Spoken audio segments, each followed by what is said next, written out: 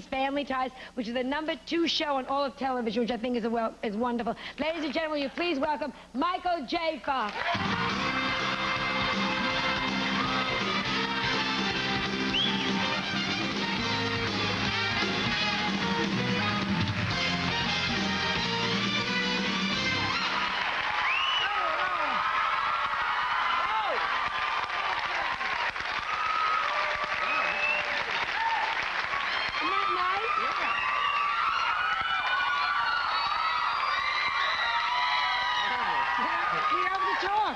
It's great. Let them just sit and scream. It's great. Well, a lot of money in plane tickets to fly them all down from Canada. Do you think you're more popular even in Canada? Oh, I don't know. I don't think about those things, but I don't know. You know, home they're kind of nice. When you do good things at home, they say, hey, he's from here, and when you do bad things, they say, we don't know him. Yeah. So, who knows? Who knows? You're still absolutely officially a Canadian citizen, right? Oh yeah, completely. Yeah. And you'll stay that way. Yeah, I would think so. You know, it's I've got a green card and everything, and. Did you get a green card? Yeah, I got a green card. I'm getting a new one right now, actually. Why? Was my dog ate my green card. It's like terrible. I had to go down to the immigration and fill out the thing, and you know, destroyed green card, and they said why, and I had to actually put. I felt like 3rd grade. You know, my dog ate it. Yeah. Do they treat you with more respect?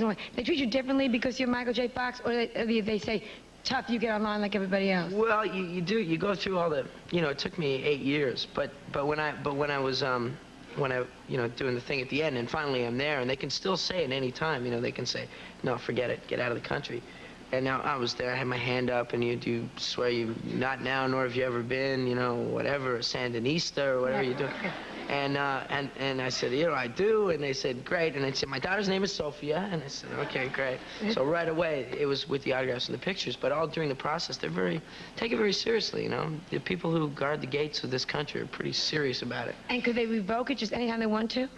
I hope not. No, I mean, because all these scandals of you on the National Enquirer, you know, hey, that's your... Yeah, which is a sponsor of this show. You're damn right, proud to say.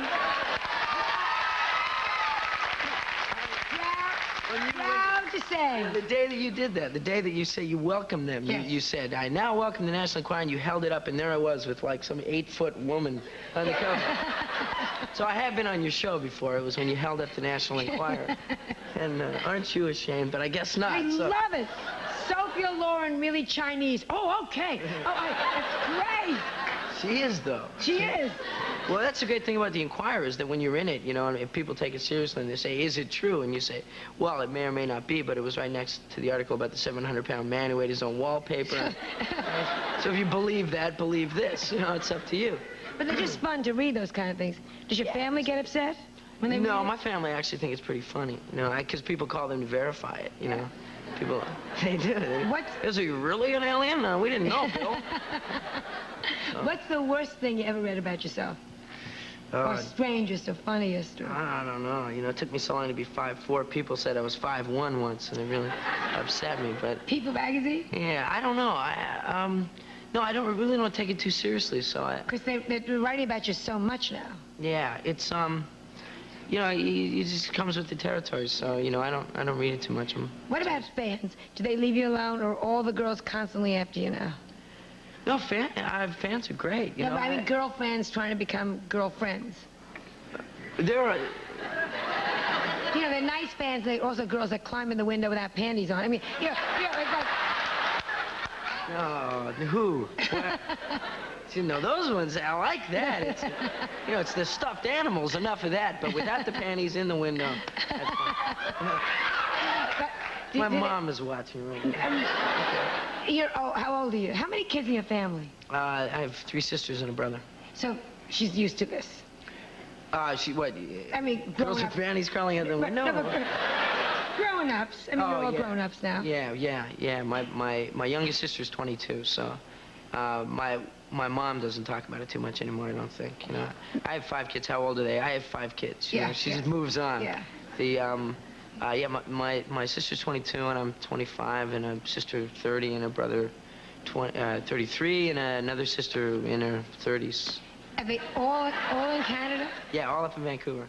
Isn't that strange? So the only one that broke away to make your fame and fortune. Well, see, you may say I'm the only one who broke away, and they'd say I'm the only one who's crazy enough to leave. So, Yeah. you know, the people in Vancouver know that it's not, Vancouver's not the kind of place you say it's a great place to be from. It's a great place to be.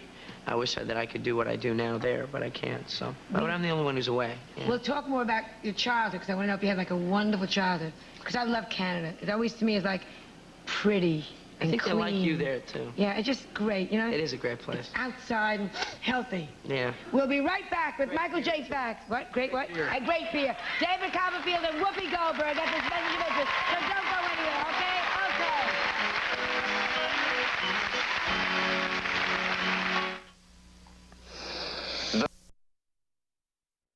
And Oh, that's exactly what I do, Joe.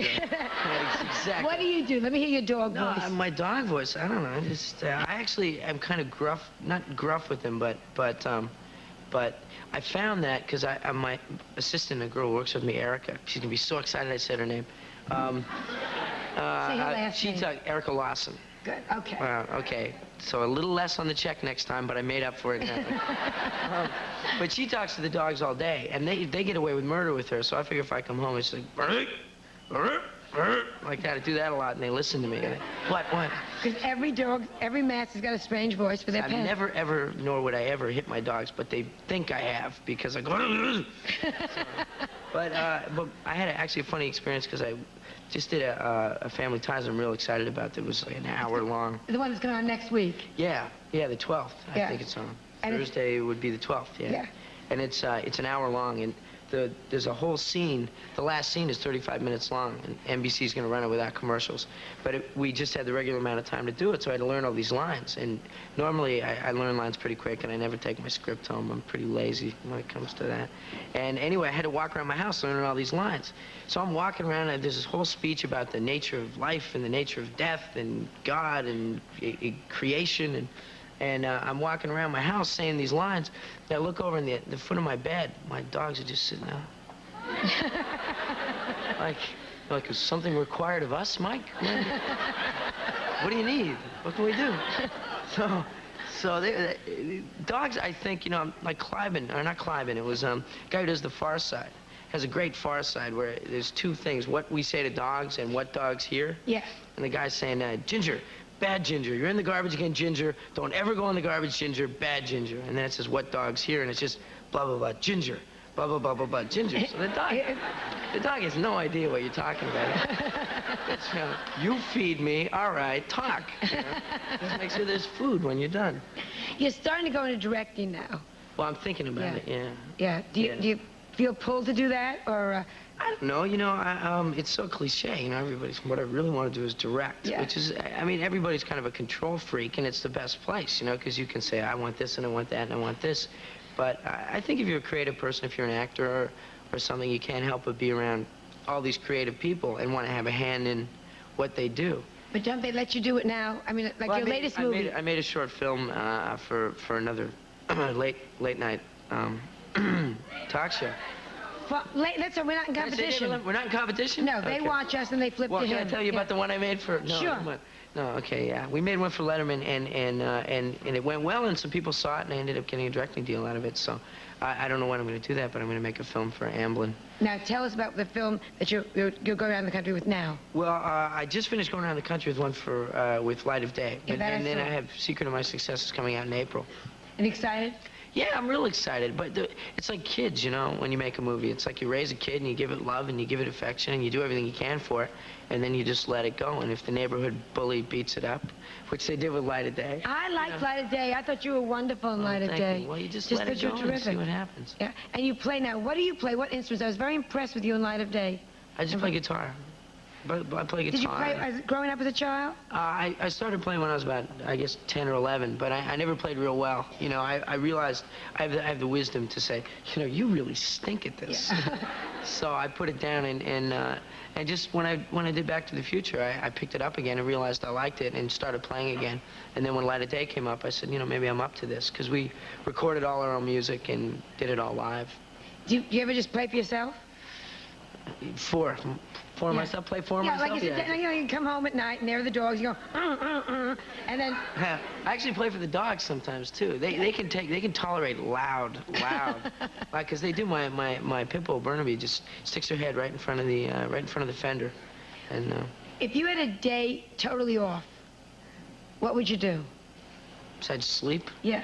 I mean, if you're all caught up and all that kind of stuff. I don't know. It's great to just take the dogs up into the hills and run around, and then when they're fine and I see they're having a good time, go and meet some girls. Yeah. It's a simple, basic life. Okay. We'll be right back with David Copperfield, Whoopi Goldberg, right after this message of interest. Edgar does the same thing.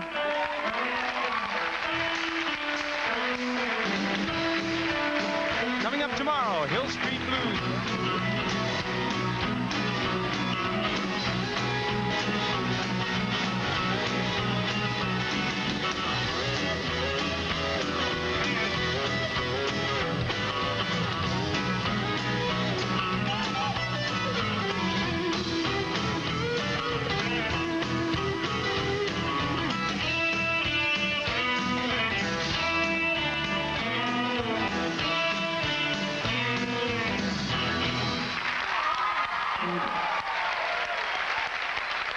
That was Mark Hudson, the Party Boys, the Tramps, Johnny Rivers, and Michael J. Fox. The band keeps growing. My